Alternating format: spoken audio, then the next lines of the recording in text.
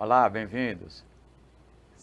Saber Viver é um programa para seu envelhecimento, para sua velhice e para seu longeviver satisfatório.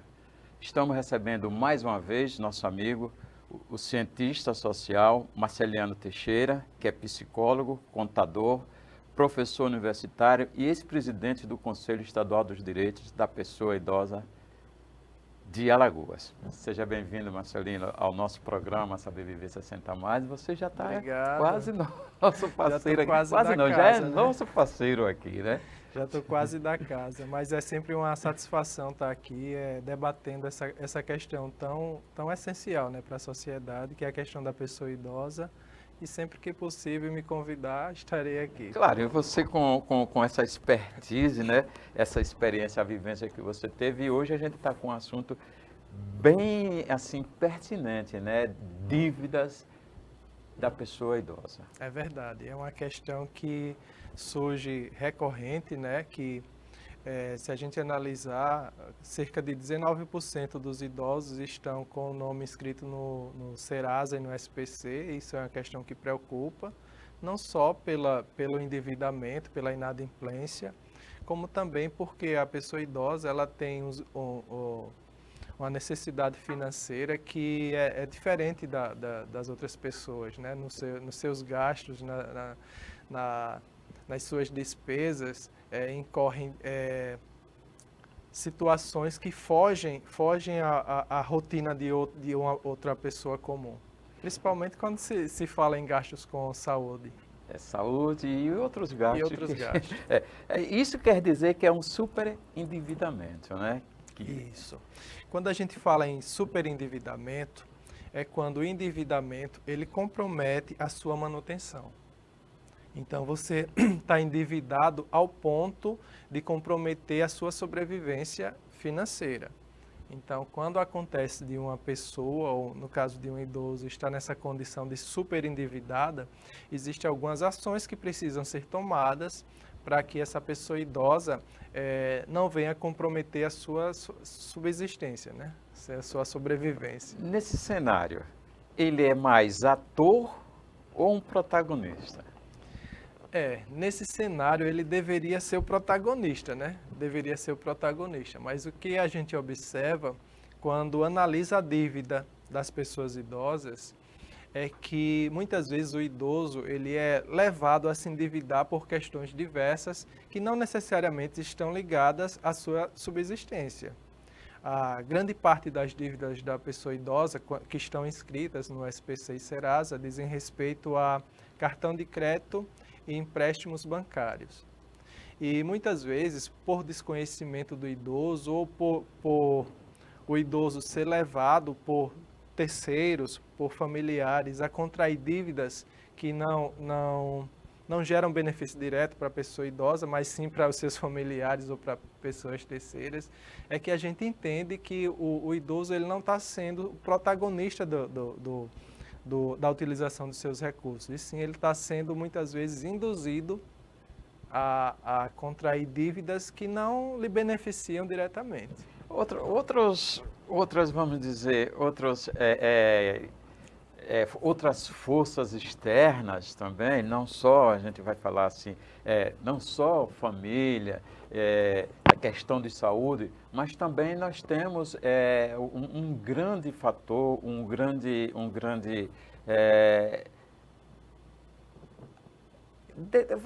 eu estou tentando me lembrar do nome para dizer o certinho mesmo. É uma grande ação que foi feita há poucos anos atrás, que o idoso deve ser ativo. Aí o idoso, foi muito bem explicado a situação, o que é ser ativo. E aí o capitalismo, o comércio, vamos dizer, a sociedade, tudo, instituiu um modelo do que é ser ativo. É o idoso que passeia, é o idoso que procura estética para não ficar parecendo um velho, e aí vai outras coisas.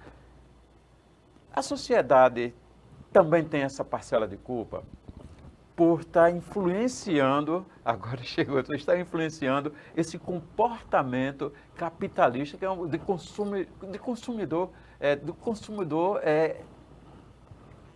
o autoconsumidor, o consumirista, né?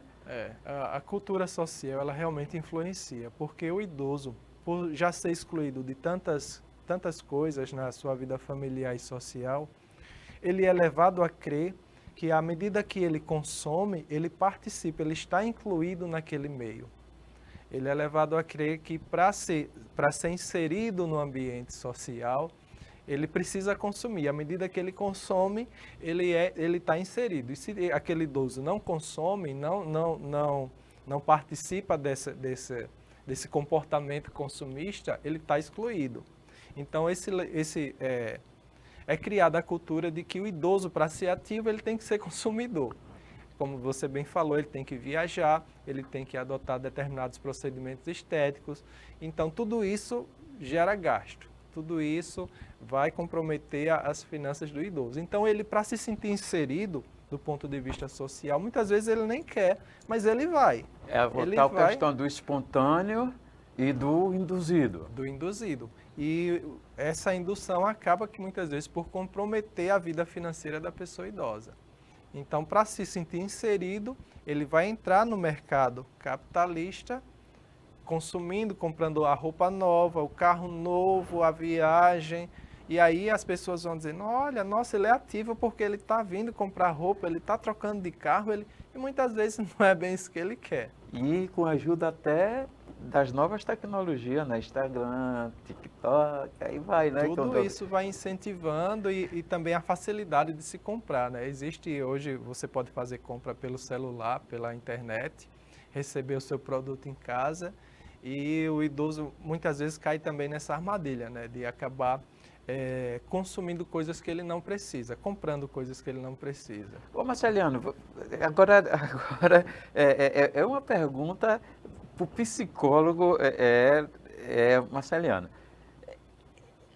Esse estilo de vida, que é um estilo de vida que ele assume, o idoso, como você falou, que ele é induzido ou espontaneamente para ele ser inserido num contexto, pode ser familiar ou social. Isso. Não é isso? O familiar ou social. Esse contexto que você falou aí, social, ele também sofre essa indução na família? Sim, do ponto de vista psicológico, a partir do momento que o idoso ele passa a consumir, ele tenta preencher um vazio que tem próprio da terceira idade, dele não se sentir mais tão valorizado pela família, pela sociedade, pelas organizações estatais. E aí o fato de consumir, o ato de consumir, ele vai preenchendo esse vazio existencial. E aí muitas vezes torna-se até uma compulsão. Ele compra para preencher esse vazio, daqui a pouco o vazio volta, ele vai comprar novamente e acaba entrando num círculo vicioso que vai comprometer as suas finanças. E pode desencadear num superendividamento. Leva a precisar de uma política pública da autogestão? Sim, uma educação financeira, primeiramente, para que ele não comprometa os seus recursos de forma a inviabilizar sua existência, e também do ponto de vista cultural, da própria valorização da pessoa idosa, para que ela não sinta esse vazio. Uma pessoa idosa que tem as suas necessidades acolhidas no seio familiar e social, ela provavelmente terá essa consciência de que não é o consumo que vai fazer dela uma pessoa inserida no meio familiar e social. Não é o ato de comprar que vai fazer com que ela esteja inserida. É o ato de pertencer, de se sentir pertencente na família, na sociedade, de ser uma pessoa valorizada.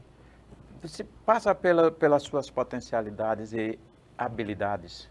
Também, porque o idoso, como até tinha falado da outra vez que a gente veio aqui, é uma pessoa que durante a sua trajetória de vida ele vai acumulando conhecimento. Então, com esses conhecimentos, ele desenvolve potencialidades que muitas vezes são mal aproveitadas, mal utilizadas, porque as pessoas acabam acreditando e colocando na cabeça do idoso que ele já não serve mais, que o velho já não tem mais utilidade. E muitas vezes isso entra numa autossugestão para a pessoa idosa que ela própria acaba acreditando naquilo. Muitas vezes ela tem um potencial muito grande de realização, mas as pessoas ao seu entorno vão atuando na sua baixa autoestima de forma a fazê-la a desacreditar de si mesmo, né? Que é um processo até perverso para a existência da pessoa. Rapaz, eu tenho a pergunta padrão, a pergunta-chave do nosso programa. Saber viver é complicado, né? Principalmente no envelhecimento idoso, Saber viver é complicado, realmente, porque é preciso se preparar. Eu acho que a terceira idade é o momento da vida onde a gente mais precisa de preparação, do ponto de vista do conhecimento da saúde, fisiológico, do ponto de vista social e do ponto de vista pessoal.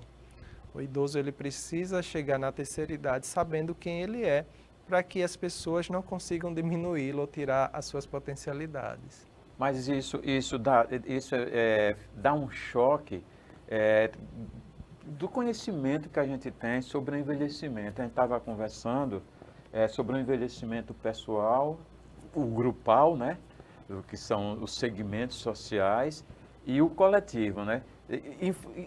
Tem influência disso para cada pessoa idosa? Tem influência na questão do reconhecimento. A formação da nossa identidade, ela se dá através do reconhecimento. E a gente, para se reconhecer, a gente se reconhece no outro. Então, os grupos de convivência, as entidades coletivas de organização, elas são essenciais para que o idoso se sinta pertencente a um grupo, pertencente a um coletivo que vai valorizar a sua existência. Então, os grupos de convivência da terceira idade, as entidades coletivas de classe ou sociais, todas essas associações, elas contribuem para o melhor envelhecimento, para o melhor aproveitamento da pessoa idosa. Quais as dificuldades que as pessoas idosas podem enfrentar para conquistar isso? A dificuldade é realmente a falta de preparo. Como a nossa sociedade não se preocupa com a terceira idade, ela vai deixando acontecer e quando chega lá a gente vê. Mas na realidade não deveria ser bem assim. Falando da questão financeira, a gente já não tem educação financeira na infância, na adolescência, na juventude, na fase adulta, e quando chega na terceira idade também não tem. Então, se nós tivéssemos melhor preparado financeiramente, já seria um passo à frente que a gente daria para chegar na terceira idade. Do ponto de vista psicológico, o fato de se conhecer também é de grande relevância para você enfrentar esse momento da sua vida. Então, para isso, como é que a gente se conhece? Porque falar se conhecer é muito fácil, né? Uma das formas da gente se conhecer é entender o que é que você sente, o que é que você gosta de fazer, independente dos outros. Porque muitas vezes nós somos envolvidos numa dinâmica onde você se torna uma pessoa de utilidade. Você vai passear na praia porque os seus filhos gostam, porque sua esposa gosta, mas e você já se questionou se você gosta de ir para a praia? Ou já se questionou onde é que você quer ir? Você quer viajar para onde? Porque geralmente quando você está envolvido nesse grupo familiar, você acaba abrindo mão das suas necessidades, dos seus desejos, dos seus sonhos, em detrimento das outras pessoas e acaba que você acredita que você é aquilo, que você gosta de ir para a praia, mas você não se questiona, nunca se questionou se realmente você gosta, se é aquilo que você quer. Vamos falar de novo da lei do superendividamento, né? Esta lei estabelece a garantia de 25% da renda mensal do idoso, que seja destinada à sua necessidade básica, como você falou. quais as possíveis consequências sociais e culturais desta medida para a população idosa e, consequentemente, para a sociedade em um todo? Tá. A lei do superendividamento, ela foi criada em 2021 e ela chegou no momento onde percebeu-se que necessitava de uma ação mais específica para proteger a sobrevivência da pessoa idosa. Por quê? Primeiro, a gente precisa entender o que é endividamento e inadimplência. O endividamento é quando você contrai uma dívida, mas que você está pagando ela em dias. Então, você está endividado, mas não está inadimplente. Inadimplente é quando você não consegue mais pagar aquela dívida e você deixa de pagá-la. Então, você se torna uma pessoa inadimplente. Na questão do superendividamento, geralmente ela entra quando a pessoa já está inadimplente. Ela já não consegue mais pagar a sua dívida. Então, para proteger a pessoa idosa, foi criada essa lei. O que é que diz essa lei? Essa lei estabelece um percentual de 25% da renda do idoso que não pode ser comprometida com essas dívidas. As dívidas mais comuns existentes são a de cartão de crédito e de empréstimo bancário. Mas existem outras dívidas também de água, de luz, de telefone. Telefone acho que até não é muito comum mais, mas de água, de luz. Então, quando essas dívidas passam a comprometer mais do que 75% da renda da pessoa idosa, ela tem esse direito legal de chegar nos credores e mencionar essa lei para que essa dívida seja renegociada. E a renegociação dessa dívida, ela é interessante porque ela pode reduzir juros, ela pode até zerar os juros e pode aumentar o número de parcelas de forma que não comprometa mais do que 75% da renda da pessoa idosa. Ou seja, a intenção da lei é proteger o mínimo de 25% da renda do idoso para que ele possa utilizar esses 25% nas questões de alimentação, moradia, saúde e os outros 75% que ele vá destinando a cumprir com as suas obrigações. No começo, criou-se a ideia de que as dívidas da pessoa idosa seriam perdoadas, o que não é bem assim. A lei não fala em perdão da dívida. O que a lei fala é que você vai ter uma possibilidade de uma melhor negociação dessa dívida, onde os juros e multas podem até ser abatidos, dependendo do caso, e pode ter aumentado o número de parcelas dessa dívida. O idoso também tem a opção de, como a maioria das dívidas é instituições bancárias, de migrar essa dívida para uma instituição bancária onde os juros sejam mais favoráveis para essa dívida. E outra questão também que é interessante é que permite a negociação da dívida da pessoa idosa em bloco. Ou seja, se eu estou devendo ao banco, ao cartão, à conta de água, à conta de luz, essa lei permitiu que o idoso ele negocie essas dívidas num bloco só. Mas para isso a gente fala que não é tão simples assim. Mas uma dica que eu posso dar para a pessoa idosa, quando ela chegar nessa situação onde ela está devendo para mais de uma entidade, que ela procure o PROCON, porque o PROCON já está ciente dessa lei do superendividamento e o PROCON ele vai ajudar nessa negociação. Porque negociando em bloco é mais fácil você conseguir quitar com a sua dívida. Esse projeto de lei é para... Porque o envelhecimento é bem diversificado em gênero, número e classes sociais. Isso. Esse projeto abrange todas as classes sociais da pessoa idosa? Abrange. É uma lei na realidade, né? Não é mais um projeto de lei, já é uma lei, já é sancionada. Ela não discrimina a classe social. Ela só fala no percentual de comprometimento da renda da pessoa idosa. Entretanto, ela fala também lá na questão da dívida contraída de boa-fé. E o que é isso? Porque a partir dessa lei, muitas pessoas poderiam se utilizar da má-fé para contrair empréstimos bancários e depois chegar com essa lei e dizer, não, eu quero perdão dos juros, da multa e quero parcelar de uma forma mais suave para o pagamento. Então, no momento que o idoso entrar com pedido de negociação mencionando essa lei, vai ser analisada se aquela dívida ela foi contraída de boa fé.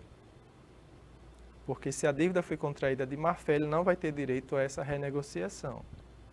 Então, é preciso também se atentar a essas questões. Você poderia explicar para a gente, de uma forma bem prática, o que é boa fé e má fé, nesse caso do idoso de contração de dívida? Certo, vamos lá, uma situação assim. Digamos que o idoso, na sua residência, está precisando adquirir uma geladeira nova. A geladeira dele já não funciona mais, ou já está funcionando de uma forma precária, e ele decide que é o momento de adquirir uma nova geladeira. E ele vai lá, passa o cartão de crédito e compra a sua geladeira. Só que no decorrer do tempo, ele percebeu que as parcelas desse endividamento comprometem a sua renda, de forma que ele vai ter que deixar de comprar seus remédios ou ter que deixar de pagar o seu plano de saúde para pagar aquela prestação. Essa é uma dívida que foi contraída de boa fé, porque ele realmente precisava da geladeira.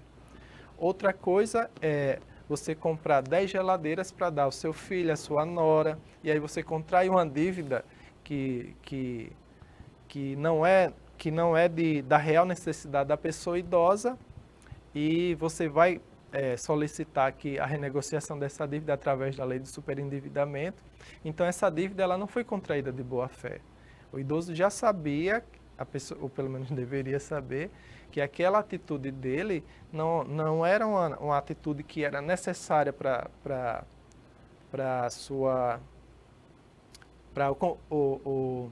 a realização da sua necessidade. Então, essa dívida ela foi contraída de má fé. Eu tenho aqui uma pergunta bem interessante que eu gostaria que você nos explicasse.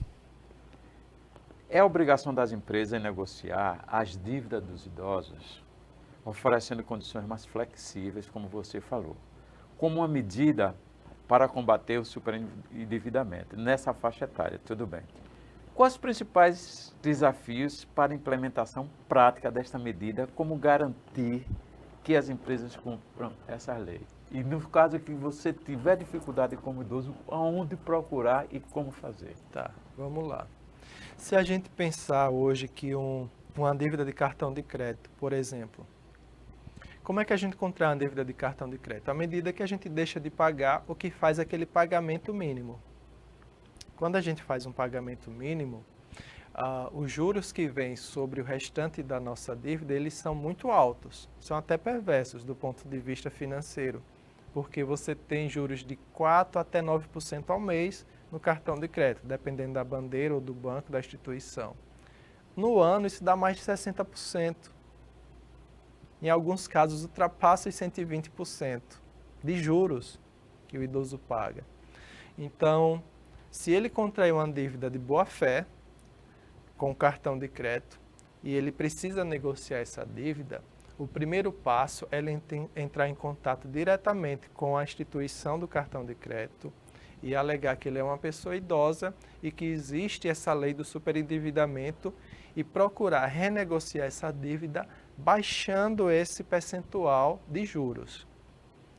Caso a instituição financeira se negue a fazer, ou não faça nos moldes da lei do superendividamento, o passo seguinte é ele procurar o PROCON. Se ele não conseguir no PROCON, aí ele vai ter que entrar com ação na justiça. Então, o caminho é esse. Não é fácil para uma pessoa idosa percorrer, mas que à medida que essa lei for sendo difundida, as próprias instituições financeiras já vão ter ciência de que existe e de que precisa cumprir. E para isso a justiça também precisa atuar nesses casos, agindo contra as instituições quando elas se negarem a renegociar a dívida da pessoa idosa. Quer dizer, você fazendo todo esse processo não vai dificultar de jeito nenhum o acesso ao benefício.